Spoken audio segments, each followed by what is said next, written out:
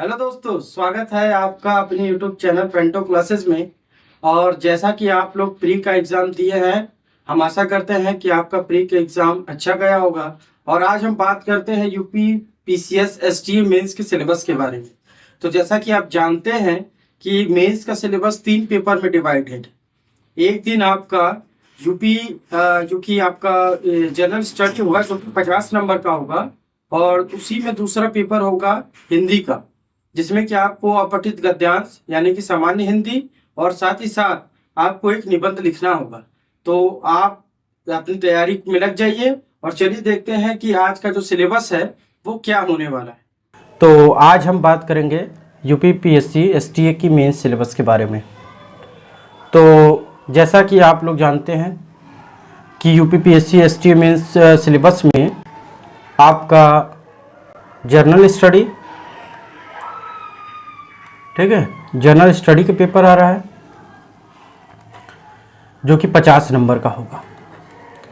और साथ ही साथ ये पेपर फर्स्ट होगा, ये फर्स्ट पेपर होगा। उसके बाद फर्स्ट पेपर के बाद सेकंड पेपर सेम डेज आपका हिंदी का होगा। हिंदी में आप जो कि पत्र लेखन, अपठित गद्यांश, ठीक है, और साथ ही साथ एक टॉपिक निबंध से आएगा। ठीक, तो आज हम मेंस के सिलेबस की डिस्कस करेंगे कि मेंस के सिलेबस में है क्या। तो चलिए शुरू करते हैं। आपका जो पेपर फर्स्ट होगा जनरल स्टडी का पेपर होगा और 50 नंबर के होंगे, ये आप सबको पता होगा। उसका जो पहला टॉपिक आप देखेंगे, और मैं पहले बता दूं कि ये जो भी सिलेबस है वो आयोग की वेबसाइट से ही लिया गया है। इसमें ना कुछ ऐड किया गया है ना कुछ काटा गया है, तो आपको सेम मिलेगा, इसके लिए आप निश्चिंत रहें। तो इंडियन एग्रीकल्चर में यानी भारतीय कृषि में आपका जो पहला टॉपिक होगा वो general understanding of agriculture of India. ठीक है, भारत की कृषि के संदर्भ में आपकी क्या सामान्य जानकारी है उसके बारे में आपसे क्वेश्चन पूछेगा मेंस में। साथ ही साथ role of agriculture in Indian economy यानी भारतीय अर्थव्यवस्था में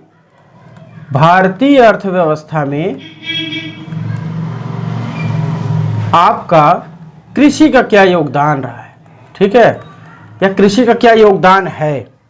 साथ ही साथ कन्वेंशनल एग्रीकल्चर क्या होता है, मॉडर्न एग्रीकल्चर क्या है, और कमर्शलाइजेशन यानी व्यवसायीकरण ऑफ कृषि, कृषि का व्यवसायीकरण क्या है, इसके बारे में आपको मेंस में लिखने को आएगा topic. Role of green revolution, blue revolution, yellow revolution and white revolution in India, कब हुए हैं, कैसे हुए हैं, इसके क्या इंपॉर्टेंस रहे हैं, क्या डिमेरिट मेरिट डिमेरिट रहे हैं, उसके बारे में आपको जानकारी होनी चाहिए, ऐसा आयोग आपसे अपेक्षा करता है। प्रॉब्लम ऑफ एग्रीकल्चर एंड उसके सोल्यूशन भी आप जानिए, उसके बारे में नोट्स बनाएं। और साथ ही साथ agriculture produce and it's processing and marketing, इसके बारे में आपसे जनरल स्टडी में पूछ सकता है। एग्रो क्लाइमेटिक जोन यूपी के और साथ ही साथ इंडिया के आपको दोनों तैयार करने हैं। इंडिया के क्लाइमेट जोन कौन कौन से एग्रो क्लाइमेट जोन और यूपी के कौन कौन से एग्रो क्लाइमेट जोन है, इससे आपका क्वेश्चन आएगा। Organic farming, natural farming and integrated farming system, IFS, ठीक है, इंटीग्रेटेड फार्मिंग सिस्टम से क्वेश्चन आ सकते हैं। Role of integrated nutrient management, INM, और साथ ही साथ आपका IPM से भी क्वेश्चन आएंगे, इंटीग्रेटेड पेस्ट मैनेजमेंट से क्वेश्चन आएंगे। उसके बाद देखिए टॉपिक है इफेक्ट ऑफ पेस्टिसाइड। पेस्टिसाइड का क्या इफेक्ट है, पेस्टिसाइड रिड्यूस क्या क्या इफेक्ट है on human and animal health पे, यानी कि जो भी हम पेस्टिसाइड यूज कर रहे हैं अपने क्रॉप में, उसका क्या इफेक्ट है ह्यूमन के हेल्थ पे और एनिमल के हेल्थ पे, उससे रिलेटेड आपको क्वेश्चन होने चाहिए, पता होने चाहिए। और recent evolution in agriculture, Indian agriculture, Bharat के कृषि में क्या क्या इनोवेशन हुए हैं उसके बारे में आपको जानकारी होनी चाहिए। यहाँ पे मैं बता दूं कि आपका जो ये सिलेबस हम लोग यहाँ पे PDF बनाए हैं वो हिंदी और इंग्लिश दोनों में होगा, क्योंकि ज़्यादातर हमारे भाई जो हैं वो हिंदी मीडियम से तैयारी करेंगे, कुछ लोग ऐसे होंगे जो इंग्लिश मीडियम से लिखेंगे, तो इंग्लिश मीडियम वालों के लिए यहाँ पे सिलेबस है और हिंदी मीडियम वालों के लिए आपका ये सिलेबस है। ठीक है, हिंदी मीडियम वाले भी एक बार देख ले। भारत के कृषि की सामान्य समझ साफ साफ आपको बता दिया गया है। भारतीय अर्थव्यवस्था में कृषि की क्या भूमिका है, इस भूमिका के बारे में जानिए और उसके लिए तैयारी करिए। परंपरागत कृषि, आधुनिक कृषि और कृषि का व्यवसायीकरण, कमर्शलाइजेशन ऑफ एग्रीकल्चर, ये आप तैयारी करेंगे। भारत में जो जो क्रांतियां हुई हैं, क्रांतियों के बारे में, जिसमें कि यहाँ पे 4 टॉपिक लिखा है, हरित क्रांति, नील क्रांति, पीली क्रांति और श्वेत क्रांति। हालांकि आयोग ने ये क्रांतियां तो 4 ही लिखी है, लेकिन हो सकता है कि आपको सारे क्रांतियों के बारे में पूरी नॉलेज होनी चाहिए। ठीक है, ये आप डबल स्टार लगा लीजिए, क्रांतियों से क्वेश्चन आएगा ही आएगा। उसके बाद देखिए कृषि की समस्याएं और उसका समाधान क्या है। प्रॉब्लम ऑफ एग्रीकल्चर, क्या हमारे कृषि में समस्या है, उसके क्या आप समाधान अपने बारे में अपनी समझ के अनुसार लिख सकते हैं, उसके बारे में बताइए। कृषि उत्पाद, जो कृषि उत्पाद है उसका प्रोसेसिंग और उसकी मार्केटिंग के बारे में आप जानिए। उत्तर प्रदेश और भारत की कृषि जलवायु क्षेत्र आपको बता दिया गया है। एग्रोक्लाइमेटिक जोन कौन कौन से हैं वो आप यहाँ पे डिस्कस करेंगे, अपना जो तैयारी करेंगे। जैविक खेती, प्राकृतिक खेती और एकीकृत कृषि प्रणाली के बारे में आप जो कि जानकारी रखेंगे। एकीकृत पोषक प्रबंधन INM और IPM, ठीक है, ये बता दिया गया है INM और IPM। ठीक है, इसके बारे में आप तैयारी करेंगे। मानव और पशु स्वास्थ्य पर कीटनाशक अवशेषों का प्रभाव कैसा है, उसके बारे में आप प्रॉपर तैयारी करेंगे। उसके बाद भारतीय कृषि में क्या क्या नवाचार, क्या क्या इनोवेशन हुए हैं, उसके बारे में, जैसे कि आप जानते हैं कि रोबोटिक्स, ठीक है, रोबोट के बारे में तो भाई बहुत चर्चा चल रही है। रोबोटिक्स के बारे में आप पूरी जानकारी देखिए, क्या रोबोटिक्स के यूज़ है, रोबोटिक्स का एग्रीकल्चर में क्या यूजेज है, ठीक है, क्या यूजेज है, क्या प्रभाव है उसका, उसके बारे में जानिए। और जो नए नए टेक्नोलॉजी जैसे कि GIS, ठीक है, GIS जो कि रिमोट सेंसिंग, इस सब के बारे में भी आपको पता होना चाहिए। ठीक है, रिमोट सेंसिंग, GIS और किस तरह से लोग टेक्नोलॉजी का यूज़ कर रहे हैं एग्रीकल्चर में, इसके बारे में सामान्य जानकारी आपको होनी चाहिए, ऐसा अपेक्षा करता है आयोग आपसे। ठीक है, उसके बाद देखिए जनरल स्टडीज़ में ही पेपर फर्स्ट में आपका एक है general science on technology. Basic knowledge of general science आपको पता होना चाहिए कि सामान्य जानकारी क्या है जनरल साइंस के बारे में। कंप्यूटर टेक्नोलॉजी के बारे में आपको पता होना चाहिए। ठीक है, this will cover general understanding of science, computer and technology including matter of everyday observation and study of any scientific discipline in the development of India. Bharat के विकास में, ठीक है, विज्ञान का जो विज्ञान है उसका ऑब्जर्वेशन, टेक्नोलॉजी का क्या ऑब्जर्वेशन, इसके लिए आपको जनरल अंडरस्टैंडिंग होनी चाहिए। इसका आपका हिंदी में सेम चीज़ यहाँ पे दिया गया है, सामान्य विज्ञान और प्रौद्योगिकी के बारे में, जिसमें कि सामान्य विज्ञान है आपका, कंप्यूटर और प्रौद्योगिकी की बुनियादी ज्ञान आपको होनी चाहिए।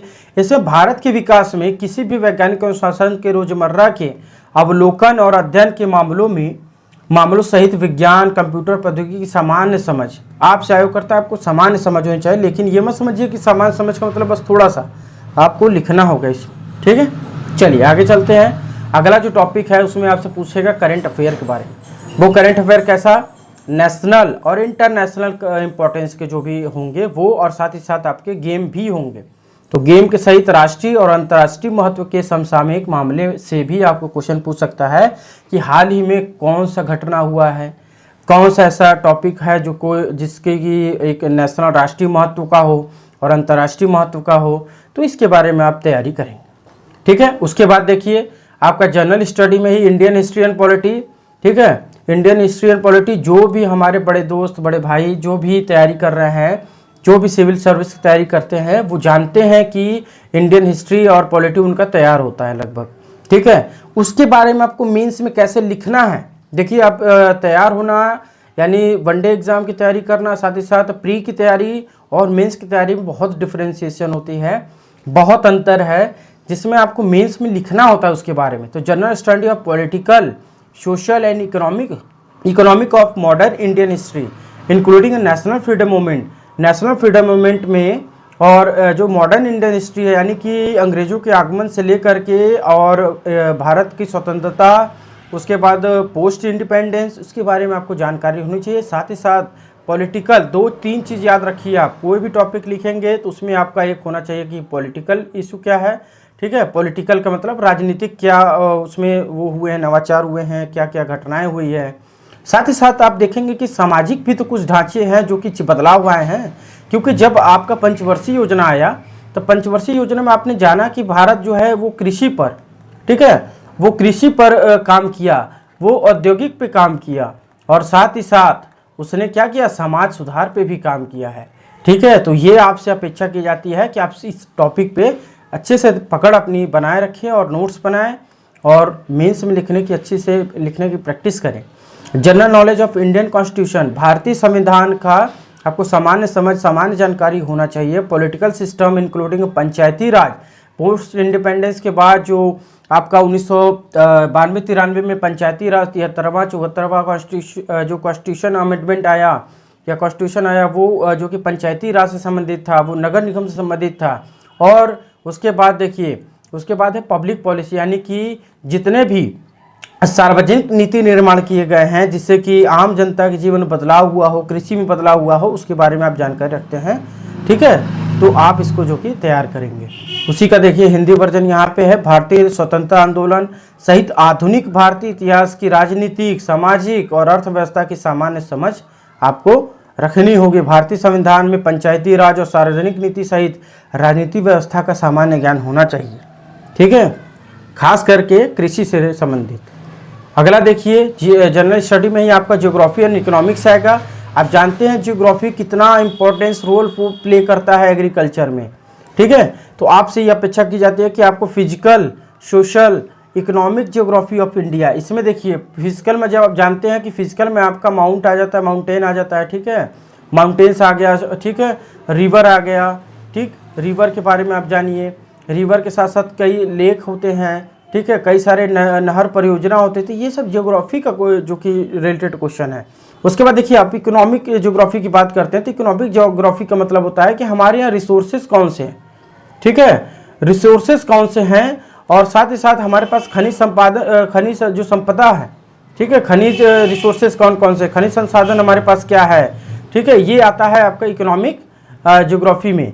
ठीक है, और उसके बाद आता है सोशल ज्योग्राफी में आप क्या करते हैं, सोशल ज्योग्राफी में आपका आता है पॉपुलेशन। ठीक है, हमारा जो पॉपुलेशन है वो क्या है, वो पॉपुलेशन क्या होता है, अंडर पॉपुलेशन क्या होता है, ओवर पॉपुलेशन क्या होता है, और इंडिया जो पॉपुलेशन लगातार बढ़ रही है उसको कैसे सरकार उसका जो कि कंट्रोल करे। उसके साथ ही साथ आपका अर्बनाइजेशन आता है। ठीक है, अर्बनाइजेशन, ठीक है, अर्बनाइजेशन आता है, यानी कि इसका होता है शहरीकरण का क्या प्रभाव पड़ा है, क्योंकि शहरीकरण बढ़ने से हमारे जो खेत हैं, जो जोत है, वो धीरे धीरे कम हो रहे हैं, तो उसका क्या प्रभाव पड़ेगा हमारे कृषि पे, इसके बारे में आप जानकारी जो कि रखें। Basic feature of economic political, उसके बाद देखिए आपका दिया है कि जर्नल इकोनॉमिक प्रॉब्लम। ठीक है, journal economic problem of India, Bharat के जो अर्थव्यवस्था प्रॉब्लम है, समस्या है उसका, उसके बारे में जानिए, उसका सोल्यूशन बताइए। Basic feature of economic policies including budget of India, ये ध्यान रखिए कि यहाँ पे बजट ऑफ इंडिया भी आया है, यानी कि भारत का जो बजट है, बजट से भी आपका संबंधित आ सकता है। भारत के बजट से संबंधित क्वेश्चन आएगा कि कृषि को कितना बजट दिया गया सरकार द्वारा, और कृषि में बजट क्या हुआ, घटा कि बढ़ा, इसका क्या प्रभाव पड़ेगा कृषि के जो कि इंडस्ट्री में। तो ये सब आपको एक सामान्य जानकारी अपेक्षा करता है आयोग, आप इसकी तैयारी अच्छे से करें। उसके बाद देखिए जब आप पेपर फर्स्ट और पेपर जब दे लेंगे तो फिर सेकेंड पेपर ही सेम डेज होता है, जिसमें कि आपका हिंदी का, ठीक है, हिंदी में आप देखेंगे तो हिंदी में 2 खंड आपको मिलेंगे, एक है प्रथम खंड और एक है द्वितीय खंड। प्रथम खंड में आपको अपठित गद्यांश मिलेगा। अपठित गद्यांश आप लोग स्कूल टाइम में पढ़े होंगे कि एक कहानी, एक कोई टॉपिक, एक कोई कटिंग जो कि किसी कहानी का दिया रहता है, उससे संबंधित आपसे प्रश्न पूछे जाते हैं। खास करके कुछ चीज़ें अंडरलाइन होती है तो इसमें अंडरलाइन रेखांकित अंशों की व्याख्या करने को बोला जाता है और उसका शीर्षक लिखने को बोला जाता है। तो ये आप करेंगे। दूसरा टॉपिक जो होगा वो आपके हिंदी व्याकरण से होगा। ठीक है, हिंदी व्याकरण से क्या है, अनेकार्थी शब्द आएंगे, विलोम शब्द आएंगे, पर्यायवाची शब्द है, तत्सम एवं तद्भव है, क्षेत्रीय विदेशी भाषा है। ठीक है, वर्तनी से क्वेश्चन आएंगे, अर्थबोध से, शब्द रूप से, संधि, समास, क्रियाएं, हिंदी वर्णमाला से भी क्वेश्चन आएंगे, साथ साथ विराम चिन्ह, शब्द रचना, ठीक है, वाक्य रचना, अर्थ, मुहावरे और लोकोक्तियाँ, और उत्तर प्रदेश की प्रमुख बोलियाँ तथा हिंदी भाषा के प्रयोग में होने वाली अशुद्धियों के बारे में भी पूछा जाएगा। उसके बाद तीसरा टॉपिक जो होगा वाक्यों का हिंदी से ट्रांसलेशन है, ये हिंदी से इंग्लिश और हिंदी टू, ठीक है, हिंदी टू इंग्लिश और उसके बाद इंग्लिश टू हिंदी भी आएगा। इसमें आपको क्या कर सकता है, इसमें ट्रांसलेशन के लिए आएगा, क्योंकि जब आप कल को अधिकारी बनेंगे तो आपको कुछ इसमें पत्र लिखने होंगे, तो पत्र आपको हिंदी और इंग्लिश दोनों में लिखने होंगे, तो वो आपको ट्रांसलेशन आना चाहिए। कोई ऑफिशियल जो होगा, ऑफिशियल जो ऊपर से कोई पत्र आता है तो वो ज़्यादातर इंग्लिश में होता है, तो आपको इंग्लिश की समझ होनी चाहिए, साथ साथ कुछ हिंदी के भी वर्ड होते हैं, हिंदी में भी आपको पत्र लिखना आना चाहिए। तो देखिए हिंदी निबंध दूसरा खंड होगा वो हिंदी निबंध का होगा। इसके अंतर्गत एक खंड होगा जिसमें आपको 500 शब्द सीमा दी रहेगी और कुछ टॉपिक है यहाँ पे दिए हुए जो कि इसी टॉपिक से आना है, ठीक है। इस टॉपिक से एक टॉपिक आपको आएगा जिसमें आपको लिखना होगा 500 वर्ड में, और ये 25 नंबर का होगा टोटल, और 25 नंबर का आपका ये सामान्य हिंदी जो होगा पहले खंड से आएगा, फिर दूसरे खंड से आपको 25 नंबर का आएगा। इसमें देखिए कुछ टॉपिक्स हैं जैसे कि साहित्य संस्कृति, यानी कि भारत की जो भी संस्कृति है, ठीक है, जो भी संस्कृति से रिलेटेड है, साहित्य से रिलेटेड है वो आएंगे। राष्ट्रीय विकास योजनाएं और क्रियान्वयन उसका कैसा है वो आएगी। विकास योजनाओं से भी क्वेश्चन आ रहे हैं, यह ध्यान रखिए, आप जब जीएस तैयार करेंगे योजनाओं के बारे में तो आप इसमें भी लिख सकते हैं। साथ ही साथ अंतर्राष्ट्रीय समसामयिक घटनाएं, देखिए आप करंट अफेयर भी जीएस में था, अगर आप करंट अफेयर तैयार रख रहे हैं तो आपको ये भी जानकारी होगी कि क्या समस्याएं चल रही इस समय राष्ट्रीय महत्व के और अंतर्राष्ट्रीय महत्व के, उसका आप समस्याएं लिखिए, उसके क्या समाधान हो सकते हैं, क्या निदान हो सकता है, उसके बारे में भी आप लिखेंगे। उसके बाद देखिए विज्ञान और पर्यावरण से एक टॉपिक है, उसके बाद अगला है प्राकृतिक आपदाएं, यानी कि जो नेचुरल डिजास्टर है। यहाँ पे देखिए डिजास्टर जो होता है वो दो तरह का होता है, ठीक है, एक मेन मेड डिजास्टर, एक होता है नेचुरल डिजास्टर, ठीक है। तो नेचुरल जो डिजास्टर है उसके बारे में आपसे पूछ रहा है, उसके क्या उसके निवारण आप बताइए क्या होगा, उसका जो आप सोल्यूशन निकालेंगे वो क्या होगा, तो इसके बारे में भी आप जो कि अच्छी तरह से तैयारी रखेंगे। तो उसके बाद देखिए लास्ट है कृषि उद्योग एवं व्यापार। तो ये सबसे अच्छी टॉपिक है कि आप जो अगर कृषि से रिलेटेड है और आप हर एक समस्या के बारे में जानते हैं, कृषि उद्योग और व्यापार, ठीक है, ये अगर आप तैयार करते हैं तो इसमें सहूलियत होगी, आप आसानी से आंसर लिख पाएंगे, ठीक है। मैंने क्या देखा, हम लोगों ने जनरल स्टडी में देखा कि जनरल स्टडी में आपका इंडियन एग्रीकल्चर आ रहा है जो कि पहला टॉपिक है। इंडियन एग्रीकल्चर में हम लोग ढेर सारे टॉपिक देखे हैं। उसके बाद जनरल साइंस का आएगा, जनरल साइंस एंड टेक्नोलॉजी से रिलेटेड आएंगे क्वेश्चन। तीसरा जो होगा वो करंट अफेयर से आएगा, करंट अफेयर में आपको राष्ट्रीय और अंतर्राष्ट्रीय महत्व के और साथ ही साथ गेम से रिलेटेड क्वेश्चन आ रहे हैं। उसके बाद आपने देखा कि इंडियन हिस्ट्री के बारे में हम लोग ने पढ़ा है, देखा है, इस टॉपिक से आ सकता है, ठीक है। हिस्ट्री के साथ साथ पॉलिटी भी आएगा, पॉलिटी के बाद उसके बाद देखेंगे ज्योग्राफी और इकोनॉमी ऑफ इंडिया से भी क्वेश्चन आ रहे हैं, ठीक है। उसके बाद दूसरा पेपर आपका सामान्य हिंदी से आ गया। ये पेपर आपका एक दिन में दोनों कंप्लीट हो जाएगा। ये दोनों 50-50 नंबर के हैं, तो 100 नंबर का आपकी ये पहला दूसरा पेपर हो जाएगा। उसके बाद आइए मेंस ऑप्शनल में। मेंस ऑप्शनल में जब आप आते हैं थर्ड ऑप्शनल पेपर, ठीक है, आपका एग्रीकल्चर का आता है, जो कि मैक्सिमम मार्क्स का कितना होता है 250 नंबर का होगा, ठीक है। 250 में देखिए जो अपना वो है जो सिलेबस है वो अलग अलग सिलेबस है, 3-4 हैं। तो उसमें से देखेंगे कि पहला जो सिलेबस है वो district horticulture and officer class 2 का है, ग्रेड 1 का, जिसमें एग्रीकल्चर और हॉर्टिकल्चर वाले लोग इसमें मेंस लिखेंगे, ठीक है। जो भी इस टॉपिक से भरेगा वो इसी में लिखेगा, इसका सिलेबस अलग डिस्कस होगा। और उसके बाद दूसरा है प्रिंसिपल, कहाँ के principal, government food science training centre, यानी ट्रेनिंग सेंटर के आप प्रिंसिपल के लिए है इसमें। दूसरा है food preservation officer class 2 food science.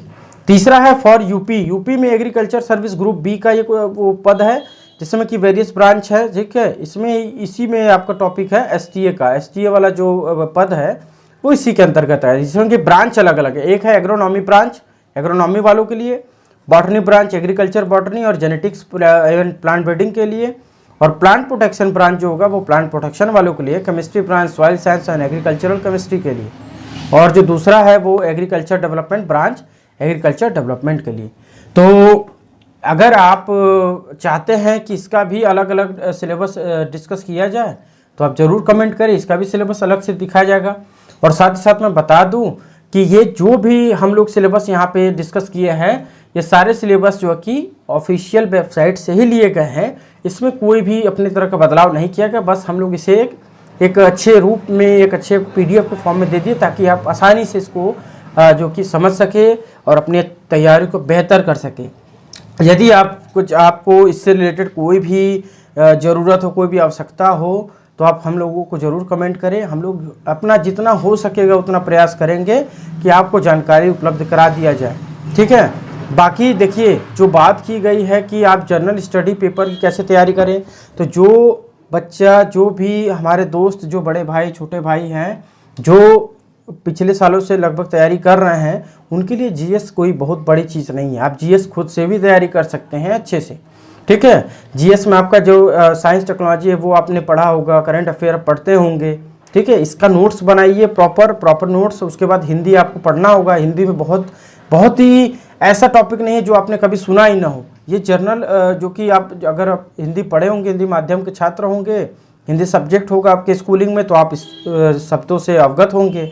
आप इसमें आसानी से तैयारी कर सकते हैं, किसी भी कहीं भी भटकने की आवश्यकता नहीं है, ठीक है। उसका भी ऑप्शनल पेपर, उसका क्या ही कहना, आपकी तो तैयारी होगी एग्रीकल्चर की आंसर राइटिंग करें, क्वेश्चन पेपर प्रीवियस ईयर का लाएँ और उसमें आप जो कि उसको लिख सकते हैं। अगर आप चाहते हैं कि प्रीवियस ईयर क्वेश्चन पेपर भी हम लोग डिस्कस करें, तो ज़रूर कमेंट करें और साथ ही साथ अपने भाइयों दोस्तों को शेयर करें, थोड़ा योगदान करें आप लोग भी, ठीक है। तो हम लोग भी आगे भी मोटिवेशन बना रहेगा कि आगे हम लोग तैयारी करें।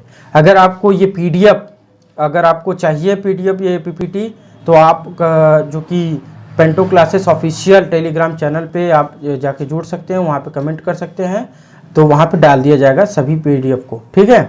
अगर आप चाहते हैं कि सभी सब्जेक्ट के अलग अलग जो कि वो किया जाए, क्वेश्चन को डिस्कस किया जाए, या फिर ये कहे कि आप मेंस के पेपर के अलग अलग चाहते हैं, तो उसका भी हम लोग एक वीडियो बना देंगे, उसमें भी आपको मिल जाएगा, या टेलीग्राम पे आपको वो कटिंग शेयर कर दिया जाएगा, आप वहाँ से भी जाके देख सकते हैं।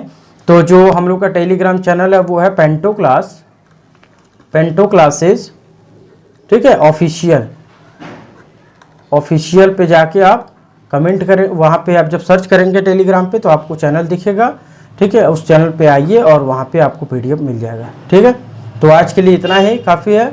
और साथ ही साथ अगर आप चैलेंज करना चाहते हैं तो 28 तारीख तक आपको चैलेंज करने का, यानी कि जो भी ऑब्जेक्शन है आपको किसी क्वेश्चन पे, प्री के क्वेश्चन पे, तो आप ऑब्जेक्शन 28 अगस्त तक कर सकते हैं, ठीक है।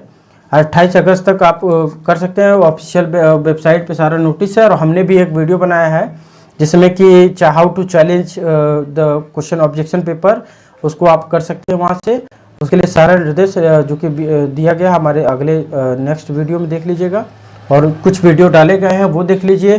साथ ही साथ अगर आपने अपना आंसर की नहीं चेक किया है, ठीक है, आंसर की भी वीडियो डाल दी गई है, आप आंसर की जाके अपना मिला लीजिए और देखिए कि कट ऑफ कितना हो रहा है। आप तैयारी में लग जाइए। अब बहुत ज़्यादा समय नहीं है, 3 महीने का समय मिलता है, 3 मंथ में आपको ये पूरी तैयारी करनी होगी। और कई बच्चे जो कि कमेंट किए थे कि सर कैसे तैयारी किया जाए, तो उसके लिए भी आपको वीडियो आगे मिलेगी, प्रोवाइड की जाएगी। तो आज के लिए थैंक यू। वीडियो को लाइक करें, सब्सक्राइब करें, अपने दोस्तों के साथ शेयर करें, ठीक है। चलिए, थैंक यू।